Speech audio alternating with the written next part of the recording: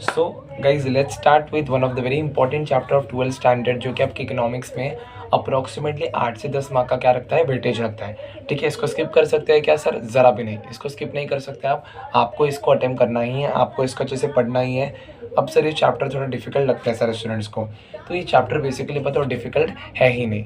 ये चैप्टर बहुत ईजी है, अगर आप करने चाहो तो ये चैप्टर बहुत ईजी है। अगर आप एक बार इस वीडियो लेक्चर को अच्छे से देख लेते हो ना, आपको ये चैप्टर बहुत बहुत बहुत बहुत ज़्यादा इफेक्टिवली बहुत इजी लगेगा। ठीक है, एक बार इसको अच्छे से एकदम अच्छे से आपको एक बार देख लेना है। मेरे के पढ़ाने के बाद आपको एक बार इस चैप्टर को रिवाइज भी कर लेना है। ठीक है, so let's start with the chapter.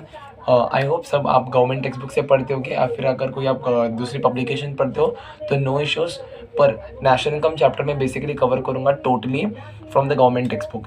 So let's start. ठीक है, आपके पेज नंबर, आपका बेसिकली चैप्टर नंबर 7 है ये, और पेज नंबर 61 पे होगा। ठीक है, let's start with the chapter. अभी नेशनल इनकम मतलब क्या सर? नेशनल इनकम का मतलब होता क्या है, नेशनल इनकम कैसे आता है, नेशनल इनकम कैलकुलेशन का कैसे होता है, नेशनल इनकम के कुछ मेथड्स होते हैं क्या, कुछ डिफिकल्टीज होते हैं क्या, सारे सारे सारे आंसर्स जो आपके जो भी क्वेश्चन है ना, लेक्चर के एंड में सारे ये क्या हो जाएंगे, आपको क्लियर हो जाएंगे। ठीक है क्या? चलो चलते हैं। अभी नेशनल इनकम मतलब क्या? अब देखो, फॉर एग्जांपल एक पर्सन है जिसकी इनकम है 100 रुपीज़ पर मंथ। ठीक है, तो साल की इनकम कितनी होगी सर? कितनी होगी? 1200 रुपया, बराबर। तो साल की एक पर्सन ने काम करके, जो भी वो XYZ काम करता है, उससे वो कितनी इनकम कमाता है? 1200 रुपया। कितनी इनकम कमाता है, एक बार बोल दोगे? 1200 रुपया। तो सर वो एक पर्सन ने काम करके इतनी इनकम कमाई, तो उसको क्या बोलते हैं? Per capita income. क्या बोलते हैं उसको? Per capita income. क्या बोलते हैं उसको? एक बार रिपीट करना, पर कैपिटा इनकम। जब एक पर्सन इनकम अर्न करता है उसको बोलते हैं पर कैपिटा इनकम। जब पूरे देश में सारे पर्सन एक पर्सन एक पर्सन एक पर्सन करके सारे देश में सारे पर्सन्स जो अर्न करते हैं इनकम, उनको कलेक्टिवली बोलते हैं नेशनल इनकम। सर सिर्फ इंसान इनकम अर्न करते हैं उसको नेशनल इनकम में काउंट किया जाता है क्या?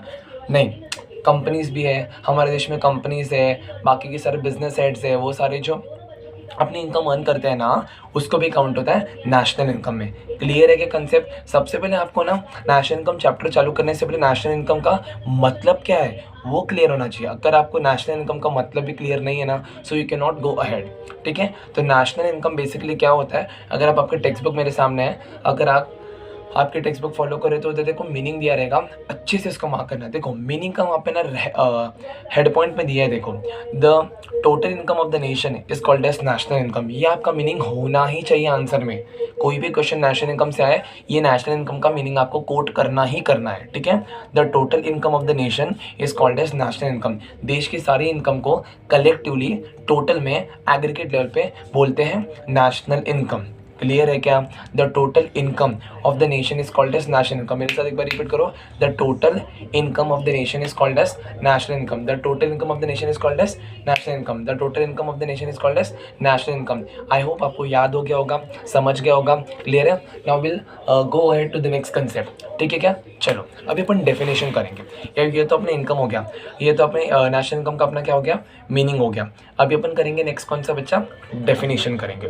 डेफिनेशन है नेशनल इनकम की जो कमेटी सेटअप करी गई थी, उस कमेटी की अपन डेफिनेशन करेंगे। बहुत अटपटी से डेफिनेशन है, बट बहुत सिंपली तरीके से आपको उसका मतलब समझ में आ जाएगा, तो आप अच्छे तरीके से you will be going to manage it very properly, I know. ठीक है, एक बार मैं आपको करा देता हूँ। मैं ट्राई करूँगा कि आपको ये याद हो, बट एक बार आपको इसको अच्छे से पढ़ना ही पड़ेगा। ठीक है क्या? सबसे पहले अगर आपको लेक्चर स्टार्ट हुआ होगा, आपने इसका मीनिंग पढ़ा होगा, तो आपको मीनिंग याद होगा क्या? एक बार रिपीट करोगे क्या मेरे साथ?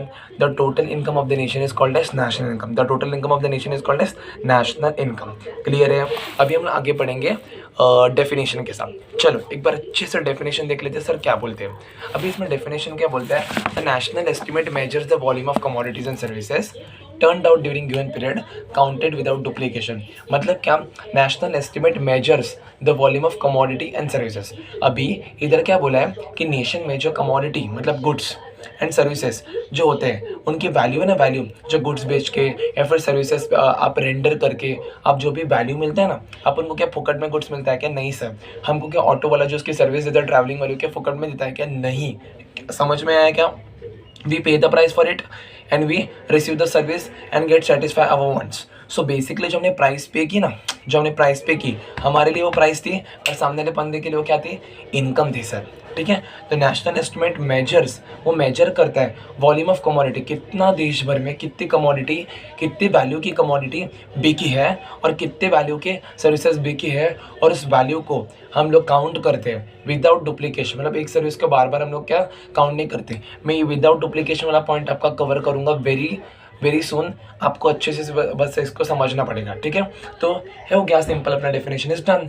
तो नेशनल इनकम की कमेटी क्या बोलती है, a national estimate measures the volume of commodity and services turned out during given period counted without duplication. Clear है क्या, विदाउट डुप्लीकेशन से अगर हम लोग काउंट करते हैं नेशनल इनकम के जो volume of commodity and services ना, कमोडिटी और सर्विसेज की वैल्यू को हम लोग काउंट करते हैं कलेक्टिवली, तो इसको बोलते हैं बच्चा नेशनल इनकम। क्लियर है क्या बच्चा, एकदम अच्छे से क्लियर है। चलो एक बार हम लोग इसको याद करने की कोशिश करते हैं। चलो अभी a national estimate measures a national estimate measures the volume of commodities and services. A national estimate measures the volume of commodities and services turned out during given period. क्या बोला, turned out during given period counted without duplication. एक बार repeat करते हैं, a national estimate measures the volume of commodities and services. A national estimate measures the volume of commodities and services. A national estimate measures the volume of commodities and services turned out during given period and counted without duplication ठीक है, एकदम अच्छे से clear हो गया क्या, ये concept आपको पहले क्लियर होना चाहिए। ठीक है, उधर फिर मीनिंग याद करो, the total income of the nation is called as national income. The total income of the nation is called as national income. और डेफिनेशन का मतलब यानी क्या बनाया कि जो भी value of commodities and service है हम उसको बेचते हैं और जो इनकम डिराइव होती है उसको बोलते हैं नेशनल इनकम। ठीक है, और national estimate measures the volume of commodities and services turned out during given period and counted without duplication. Clear है क्या बच्चा, अभी हम आगे बढ़ेंगे धीरे धीरे चैप्टर में। आपको मीनिंग और डेफिनेशन आए हो अब तक तो क्लियर हो ही गया होगा। ठीक है, अभी हम लोग आगे बढ़ेंगे और करेंगे features of national income. Sir ये मीनिंग और डेफिनेशन नहीं पढ़ेंगे तो चलेगा ना, हाँ मत पढ़िए, आपके मार्क्स कटेंगे। ठीक है क्या, मीनिंग और डेफिनेशन हर एक क्वेश्चन में जो आपको लगता है कि बहुत छोटा लग रहा है तो आपको अगर फीचर्स पूछते हैं नेशनल इनकम का तो आपको मीनिंग और डेफिनेशन लिखना ही पड़ेगा। ठीक है क्या बच्चा, अगर आपको फीचर्स पूछे ना नेशनल इनकम का, तो अगर आपको फीचर्स पूछते ना नेशनल इनकम का तो आपको क्या करना पड़ेगा, मीनिंग और डेफिनेशन कोड करना ही पड़ेगा। क्लियर है क्या सॉरी गाइस, चलो लेट्स स्टार्ट। ठीक है, एकदम मस्त से पढ़ना है और एकदम मस्त से मार्क्स भी लेके आने का है। ठीक है, चलो अभी अपन चालू करते हैं फीचर्स ऑफ नेशनल इनकम। अब फीचर्स ऑफ नेशनल इनकम में देखो सबसे पहला फीचर आपको मिलेगा माइक्रो इकोनॉमिक कंसेप्ट। ठीक है ना, एकदम सही बात है। माइक्रो इकोनॉमिक्स पता है आपको क्या होता है, प्राइस थ्योरी। तो ठीक है, और माइक्रो इकोनॉमिक्स क्या होता है, इनकम एंड एम्प्लॉयमेंट थ्योरी। तो ये चैप्टर का नाम देख लो जरा, नेशनल इनकम। क्लियर है क्या, तो ये मैक्रो इकोनॉमिक कंसेप्ट है। ये जो नेशनल इनकम का कंसेप्ट है, कैलकुलेशन है ना, ये कैसा कंसेप्ट है, माइक्रो का नहीं है बच्चा, ये है मैक्रो इकोनॉमिक का कंसेप्ट है। तो इधर वही बोला है, national income represents the income of the economy as a whole rather than of individual unit. ध्यान से मुझे बताना, अगर हम individual unit, individual firm, individual income, individual price या फिर पर्टिकुलर फर्म, पर्टिकुलर इनकम या फिर बात करते तो होता है माइक्रो में ना। इधर हम लोग किसकी बात करें, पूरे देश के इनकम की। क्या बोल रहे हैं हम लोग, we are taking into consideration the total nations economy. So हम लोग इसको कौन सा कंसेप्ट बोलेंगे, मैक्रो इकोनॉमिक्स। ठीक है, तो इसलिए इसको बोलते हैं मैक्रो इकोनॉमिक कंसेप्ट। पहला फीचर क्या है, macro economic concept. So it represents the income which is earned और डिराइव्ड इन द इकोनॉमी। ठीक है, it represent the total income of the economy और nations. So hence it is called as macro economic concept. समझ में आया बच्चा, अब तक मुझे समझ में लग रहा हुआ है कि आपको ये मैक्रो इकोनॉमिक कंसेप्ट है totally get it in your head. ठीक है, चलो let's go ahead. Value of only final goods and services. In order to avoid double counting in the national income, the value of only final goods and services is taken into consideration. हाँ, अब ध्यान से मुझे बताओ, अब एकदम ध्यान से बताना, एकदम ध्यान से मुझे बताओ। अभी गुड्स होते हैं, गुड्स, ठीक है, गुड्स होते हैं, सर्विसेज होते हैं, उनको बनने के लिए एक प्रोसेस होता है। ठीक है, अब मुझे बताओ final value of goods and services ना, फाइनल वैल्यू उसको हम लोग कंसिडरेशन में लेते हैं। अब देखो पेन है, पेन, ठीक है, अब पेन बनाने के लिए आपको क्या क्या लगता है, मुझे कोई बता सकता है सर कितना डिफिकल्ट क्वेश्चन पूछ रहे हैं ना आपने। सबसे पहले पेन बनाने के लिए मेरे को क्या लगेगा, प्लास्टिक लगेगा, यस, इंक लगेगी, ठीक है, और मेरे को मशीन्स लगेंगे, मैन्युफैक्चरर्स लगेंगे जो इसको प्रॉपर्ली मैन्युफैक्चर्ड करेंगे। मुझे बताओ तुम पेन तो क्या हो गया अपना फिनिश कमोडिटी हो गया। अब पेन बनाने के लिए क्या क्या, अब पेन सबसे पहले हमने प्लास्टिक लेके आया, उसको थोड़ा सा बोलते हैं ना कि मोल्ड में डाला, तो एक है ना बोलते हैं ना कि unfinished commodity but it is in the process to come get in to finish shape. तो ध्यान से सुनो, मैंने पेन को जो बनाने के लिए प्रोसेस में डाला, मतलब क्या किया, मैंने प्लास्टिक को मोल्ड में डाला, ठीक है।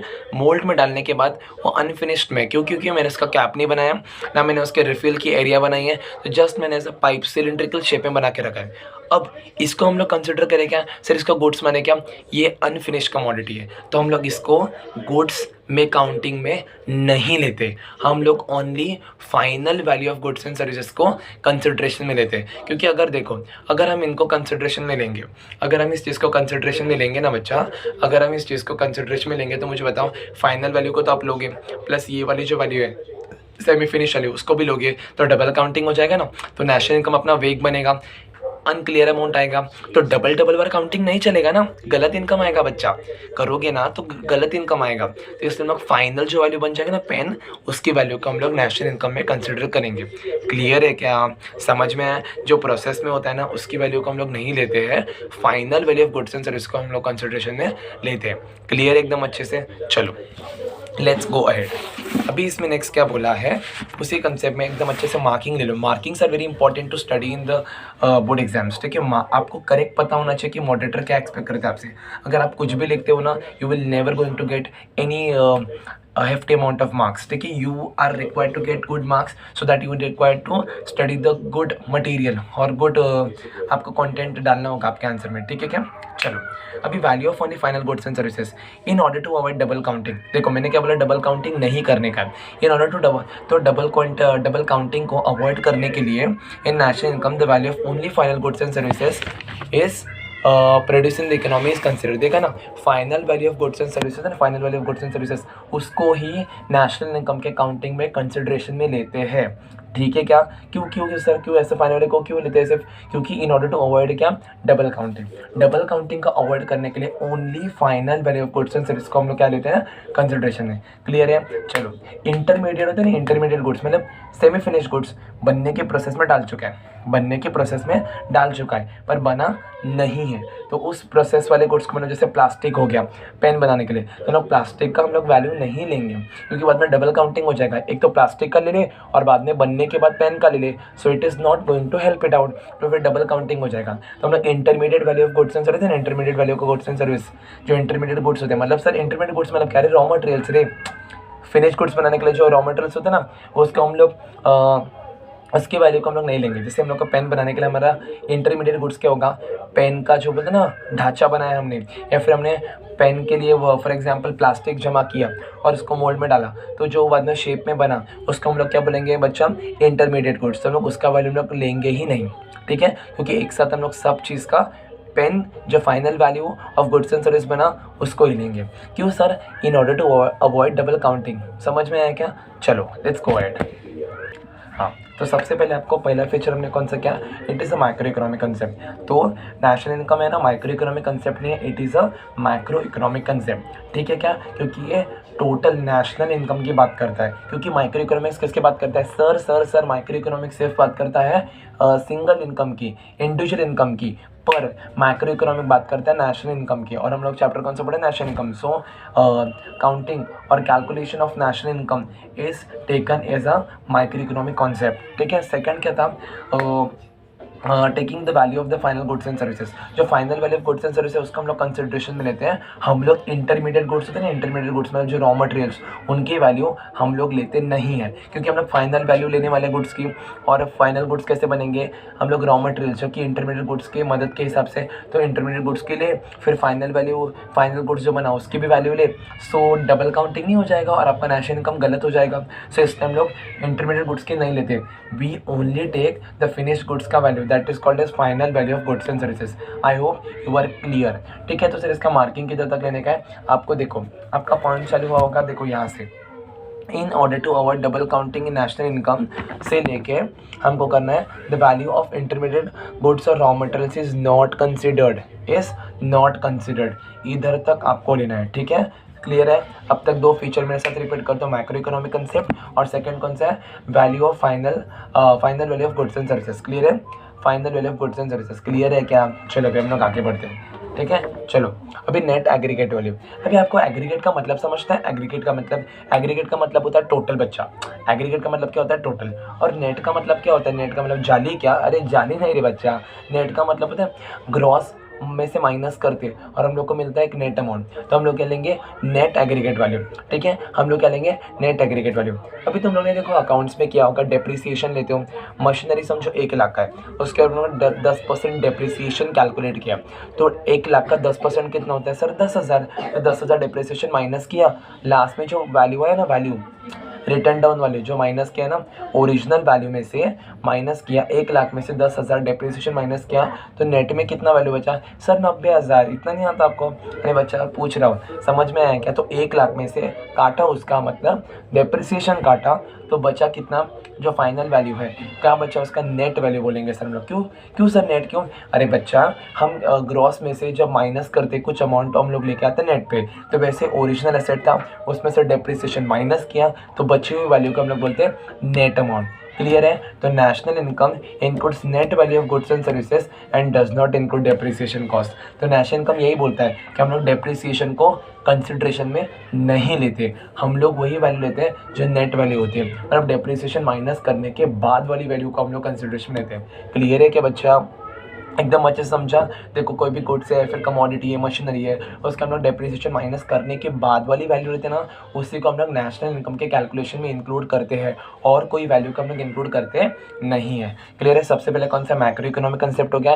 Then final value of goods and service हम लोग कंसिडरेशन में लेते हैं। इंटरमीडिएट वैल्यू, इंटरमीडिएट गुड्स की वैल्यू या फिर रॉ मटेरियल्स के हम लोग कंसिडरेशन में नहीं लेते, क्योंकि बाद में क्या हो जाएगा? डबल काउंटिंग हो जाएगा। क्लियर है क्या बच्चा? चलो तो बेसिकली अभी तक हमारे कितने पॉइंट हो गए फीचर्स में? 3 फीचर्स में पॉइंट हो गए। सबसे पहले macro economic concept, final value of goods and services, then net aggregate value, ठीक है। अब नेक्स्ट करेंगे वेरी इंपॉर्टेंट पॉइंट है आपके आंसर का, it should always going to, it should नहीं, it must always form a part of your answer if you want good amount of marks, ठीक है। Net export. अभी नेट इनकम फ्रॉम अब्रॉड क्या होता है? अब बच्चा नेट का मतलब तो समझ में आ गया होगा, ग्रॉस को माइनस करके, मतलब एक चीज़ में से माइनस करके जो फाइनल वैल्यू मिलती है उसको बोलेंगे नेट। अब्रॉड मतलब क्या? इंडिया के बाहर का कोई भी कंट्री, उसको बोलेंगे हमारे लिए वो क्या हो जाएगा? अब्रॉड। क्लियर है? अब सबको एक चीज़ पता है क्या? एक्सपोर्ट क्या होता है? अगर हम इंडियंस कोई भी गुड्स या फिर सर्विसेज बाहर की कंट्री में जाके बेचते हैं, इसको बोलते हैं, या फिर बाहर की कंट्री में बेचते हैं, उसको क्या बोलेंगे हम लोग? एक्सपोर्ट बोलेंगे, ठीक है। हम लोग एक्सपोर्ट क्या फोकट में करेंगे कि नहीं बच्चा? हम लोग एक्सपोर्ट करेंगे तो हम लोग सामने से हम लोग क्या मिलेगा बच्चा? पैसा मिलेगा। अब इंपोर्ट करेंगे, इंपोर्ट का मतलब क्या? हम लोग बाहर के नेशन से कुछ गुड्स मंगाते हैं, हम लोग अगर मंगाएंगे तो हम लोग क्या करेंगे? पैसा पे करेंगे। इतना तो पता है, एक्सपोर्ट और इंपोर्ट पता है आपको। चलो अभी हमारा एक्सपोर्ट समझो है, 1 करोड़ का, और हमारा इंपोर्ट समझो है 50 लाख का। हमारा एक्सपोर्ट समझो 1 करोड़ का है, हमारा इंपोर्ट है ना, इंपोर्ट, एक्सपोर्ट मतलब पैसा हमारे पास जेब में आया, इंपोर्ट मतलब हमने हमारे जेब से पैसा दिया। तो एक्सपोर्ट हमारा है 1 करोड़ का और हमारा इंपोर्ट है 50 लाख का। तो 1 करोड़ में से 50 लाख माइनस करेंगे तो नेट वैल्यू कितना रह गया? 50 लाख। नेट वैल्यू कितना रह गया बच्चा? 50 लाख। तो 50 लाख हम लोग हमारी नेशनल इनकम में इंक्लूड करेंगे। क्यों मुझे बताओ ऐसा क्यों किया? मुझे बताओ, ऐसा पैसा जो हमारा है ही नहीं, मतलब ऐसा पैसा जो हमारा है ही नहीं, मतलब हमने वो पैसा दूसरे देश में दिया, तो हम लोग को उसका इंक्लूड करने की ज़रूरत ही नहीं है ना। इंपोर्ट के लिए तुमने क्या किया? पैसा जो निकाल के रखा था ना साइड में, तो उसका तुमने इंपोर्ट कर दिया, मतलब क्या गुड्स ले लिया, तो उसका पैसा बाहर के देश में गया। तो अगर बाहर के देश में गया तो हम हमारी इकोनॉमी में इसको इंक्लूड क्यों करें? मुझे बताओ, समझ में आया क्या? जो बाहर से आ रहा है पैसा वो हमारा ही तो पैसा है, हमने माल बेचा है, तो इसलिए हम लोग उसमें से net income from abroad consideration में लेते हैं। क्लियर है? Net income from abroad is nothing but export minus import. Export minus import करके जो भी पैसा बचता है ना बच्चा, उसको हम लोग इंक्लूड करते हैं नेशनल इनकम में। अब और एक चीज़ होता है रिसिप्ट और पेमेंट, एक सेम होता है बच्चा, रिसिप्ट और पेमेंट। रिसिप्ट मतलब पैसा मिला, पेमेंट मतलब पैसा पे किया। जो रिसिप्ट माइनस पेमेंट करके पैसा बचता है उसको हम लोग नेशनल इनकम में इंक्लूड करते हैं, ठीक है। तो अभी चलो अच्छे से मार्किंग लेते हैं, पढ़ते हैं वर्ड टू वर्ड क्या बोले। National income includes net income from abroad, वही बोला। नेशनल इनकम क्या इंक्लूड करता है? नेट, ग्रॉस नहीं, एक्सपोर्ट का फिर इंपोर्ट का नहीं, नेशनल इनकम इंक्लूड करता है एक्सपोर्ट माइनस इंपोर्ट। मतलब क्या, एक्सपोर्ट में से जितना पैसा है माइनस हमने हमारे जेब से कितना पैसा दिया, जितना भी नेट हो। जैसे हमारे एग्जाम्पल में 50 लाख बचा था, तो 50 लाख हम लोग हमारे नेशनल इनकम इंक्लूड करेंगे क्या? यस। तो national income includes net income from abroad, that is difference between, difference मतलब minus, difference between export and import. Export value and import value के बीच में जो भी डिफरेंस होगा उन लोग इंक्लूड करेंगे इसमें, नेशनल इनकम में। अरे कुछ घुस रहा है, कुछ समझ रहा है? ठीक है, चलो। And net difference between receive from abroad and payment made to abroad, same है। रिसीव फ्रॉम अब्रॉड मतलब बाहर के देश से हम लोग को पैसा कितना मिला, और पेमेंट फ्रॉम अब्रॉड मतलब हमने बाहर के देश में पैसा कितना पे किया। ठीक है, ये दोनों चीज़ में क्या मतलब, रिसीव माइनस पेमेंट, जितना भी पैसा बचेगा हम लोग क्या करेंगे, ऐड करेंगे। किस में बच्चे? हम लोग नेशनल इनकम में। क्लियर है? नेक्स्ट, सबसे पहले हमारा फीचर्स में क्या हुआ मुझे बताओ। फीचर्स में सबसे पहले क्या हुआ? फीचर्स में मुझे सबसे पहले बताओ ना क्या हुआ। Macro economic concept, second final value of goods and services, third कौन सा हुआ? नेट एग्रीगेट वैल्यू, और अभी कौन सा किया अपन ने? Net income from abroad. ठीक है, ये सब चीज़ें क्या होंगी? नेशनल इनकम में ऐड होंगी। अब नेक्स्ट एकदम इंपॉर्टेंट और एकदम ईजी पॉइंट और इम्पॉर्टेंट, हाँ, हर एक कॉमर्स स्टूडेंट को बेसिकली पता होना चाहिए कि हमारा फाइनेंशियल ईयर क्या होता है। It start from 1 April and ends on 31 March every year. तो नेशनल इनकम का कैलकुलेशन, इस बीच में जितने भी इनकम का जो अराइज होती है, अक्रू होती है, हम लोग क्या करेंगे, उसको इंक्लूड करेंगे नेशनल इनकम में। इसके बाद वाले क्या हो जाएगी सर? नेक्स्ट ईयर में ना, इसके पहले वाली, अरे वो प्रीवियस ईयर में ना, तो इसके मतलब 1 अप्रैल टू 31 मार्च के बीच में जितनी भी इनकम आती है हम लोग उस साल में उसकी इनकम गिनते हैं। क्लियर है क्या? उस साल का नेशनल इनकम हम लोग उसको क्या करते हैं? इंक्लूड करते हैं। क्लियर है? चलो, national income is always express with reference to time period. जैसे in India it is from 1 April to 31 March. In India we follow financial year that is from 1 April to 31 March. Clear है क्या बच्चा? बहुत easy है यार, ये chapter बहुत easy है। सबसे पहले कौन सा है मुझे बताओ? It is a macro economic concept. Second कौन सा पॉइंट है मुझे बताओ? Final value of goods and services. तीसरा कौन सा पॉइंट है? Net aggregate value. उसके बाद कौन से? Net income from abroad. और अभी हमने कौन सा किया? Financial year. क्लियर है? अब नेक्स्ट है फ्लो कंसेप्ट। अब नेक्स्ट कौन सा है? Flow concept. पैसा आता है, पैसा जाता है, वो भी आती है, वो भी जाती है। अरे मतलब पैसा आता है और पैसा जाता है। ठीक है, जैसे आती है वैसे जाती है, मतलब बस जैसे आती है वैसे बस चली भी जाती है ना। ठीक है, तो वैसा पैसे भी आता है और पैसा चला भी जाता है। तो उसके लिए तो ये कैसे सर? आना जाना कुछ फिक्स है क्या? नहीं, कभी भी आ सकता है, कभी भी जा सकता है। इसको बोलते हैं फ्लो कंसेप्ट। इसको क्या बोलते हैं? Flow concept. ठहराव नहीं है, एक ऐसे बोलते हैं ना, रुकावट नहीं है, कभी भी आ सकते हैं, कभी भी जा सकते हैं। इसको बोलते हैं नेशनल इनकम। पैसा बोला तो हाथ का मैल, तो आता भी है और जाता भी है, इसलिए इसको क्या बोलते हैं? फ्लो कंसेप्ट बोलते हैं। बच्चा क्या बोलते हैं इसको? Flow concept. National income is a flow concept as it shows flow of goods and services produced in the economy during year. Very nice. अगर जितना flow of goods होगा कंट्री में उतना flow of income भी होगा, जितना flow of service होगा उतना उसका income भी होगा। अगर flow of goods कम होगा तो flow of national income भी कम ही होगा ना बच्चा। क्लियर है क्या? तो national income is a flow concept. It depends upon the flow of goods and flow of services produced in the economy. Clear है क्या? National income is a flow concept because it depends upon the flow of goods and services produce in a country. National income is a flow concept because it depends upon flow of goods and services produced in the economy. Clear है क्या? चलो, national income क्या flow. तो देखो अब तक हमारे features कितने हो चुके हैं? मीनिंग हो गया, डेफिनेशन हो गया। फीचर में सबसे पहले क्या? It is a macro economic concept. Second कौन सा है? Final value of goods and service को हम लोग कंसिडरेशन में लेते हैं। मुझे कोई क्वेश्चन का आंसर देगा कि कौन से value of goods and service हम लोग कंसिडरेशन में नहीं लेते हैं? कमेंट सेक्शन में मेरे को आंसर चाहिए इसका। ठीक है, ये क्वेश्चन है आज का, कौन से value of goods and service को हम लोग कंसिडरेशन में नहीं लेते हैं। ठीक है, चलो ठीक है। नेक्स्ट हमने कौन सा सबसे पहले हमने macro economic concept, final value of goods and services और नेट एग्रीगेट वैल्यू। अब net income from abroad. Net income from abroad मतलब क्या? एक्सपोर्ट माइनस इंपोर्ट या रिसीव माइनस पेमेंट, उसको हम लोग कंसिडरेशन में लेते हैं। बाद में क्या? Financial year. और बाद में क्या? हमने नेशनल इनकम इसके ऐसा है फ्लो कंसेप्ट है। ठीक है, अभी लास्ट पॉइंट है, बहुत ईजी है। मुझे बताओ, नेशनल इनकम है, इनकम हम लोग कैसे मेजर करते हैं? सर पैसे में है क्या? कुछ कहने की बात है? इनकम हमारी पैसे में हम लोग मेजर करते हैं? नहीं, ऐसे कुछ गुड्स होते हैं जिनको हम लोग गुड्स के बदले गुड्स लेते हैं। जैसे आपको पता होगा आपके आजू बाजू में अगर आपकी लोकेलिटी में कैसे होते हैं बर्तन देके पता है कपड़े देके हम बर्तन खरीदते हैं, तो ये क्या एक गुड्स देके हमने दूसरा गुड्स खरीदा, तो इसमें इनकम जनरेशन नहीं आया, तो इसमें कैसे बोलते हैं ना, तो हम लोग इस ट्रांजैक्शन को हम लोग नेशनल इनकम में इंक्लूड कर ही नहीं सकते हैं, क्योंकि नेशनल इनकम कंसिडरेशन में रहता है सिर्फ money value of goods and services. अगर कोई गुड्स की मनी वैल्यू हमने अगर ली नहीं है या फिर हमने मनी वैल्यू दी ही नहीं है, तो हम लोग इसको नेशनल इनकम में इंक्लूड कर नहीं सकते। ठीक है, आओ अभी देखते हैं कंटेंट में क्या बना है। National income is always express in monetary terms, मतलब नेशनल इनकम को हमेशा हम लोग क्या करते हैं मॉनेटरी टर्म में एक्सप्रेस करते हैं, मतलब कितना इनकम हुआ, 1 करोड़ हुआ, 2 करोड़ हुआ, तो national income is always express in monetary terms, मतलब पैसों के रूप में, रुपया जो कि हमारी इंडिया की करेंसी है उसके रूप में हम लोग क्या करते हैं उसको रिप्रेजेंट करते हैं। क्लियर है, it represent only those goods and services which are exchange for money. मैंने अभी जस्ट बताया उसी गुड्स एंड सर्विस को हम लोग इंक्लूड में लेते हैं जिनका एक्सचेंज हुआ है मनी के लिए, मैंने पैसे दिए सामने वाले से गुड्स लिए। क्लियर है, तो national income is a monetary concept. ठीक है, it includes only those transaction of goods and services which is exchanged for money. ठीक है, चलो समझ में अच्छे से। आई गेस अभी तक आपको कॉन्सेप्ट पूरे क्लियर हो गया होगा कि नेशनल इनकम का मीनिंग क्या है, डेफिनेशन क्या है और फीचर्स क्या है। ठीक है, अच्छे से पढ़िए, अच्छे से एकदम इसको अच्छे से you should go through once again throughout this video and get to, मतलब प्रॉपरली इसको अपना टेक्स्ट बुक से एक बार इसको पूरे कंटेंट को पढ़ लीजिए। आई अश्योर यू कि आपको अच्छे से याद हो जाएगा ये। ठीक है, चलो अभी नेक्स्ट आंसर्स के लिए मैं नेक्स्ट वीडियो बनाऊंगा, आपको छोटी छोटी वीडियोस बना कर दूंगा जो कि आपको अच्छे होंगे, so that you can revise it very well. ठीक है, चलो बाय।